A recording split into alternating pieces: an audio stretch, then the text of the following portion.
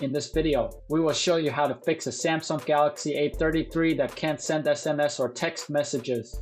Being one of the most common problems, it might occur every now and then, but in most cases, it is easy to fix. If you have an issue like this, the first thing you need to do if you have this problem is to check the signal at the status bar. If your phone only has one bar of signal, then that might be the cause of the problem.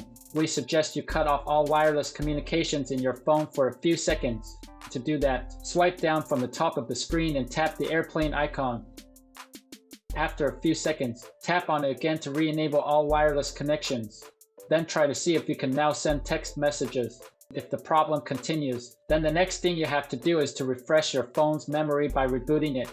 It will also reload all services and apps. To do that, swipe down from the top of the screen twice to pull down the quick settings panel. Tap the power icon to pull up the power menu. Tap restart and confirm it. Wait until the reboot is finished and then try to see if the problem is fixed after that.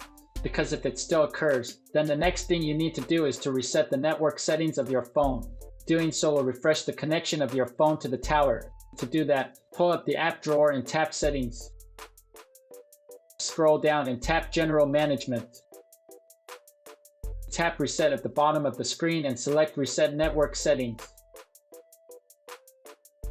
Tap the Reset Settings button and enter your security lock if prompted.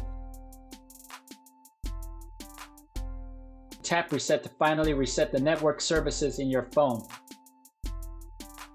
After that, try sending a text message to your own number to see if the problem is fixed. Most of the texting problems can be fixed by this procedure. However, if it continues to bug you, then call your service provider, as the problem can be with your account or the network. Your provider should be able to help you with this issue. We hope that this troubleshooting guide can help you. Please support us by subscribing to our channel. Thanks for watching.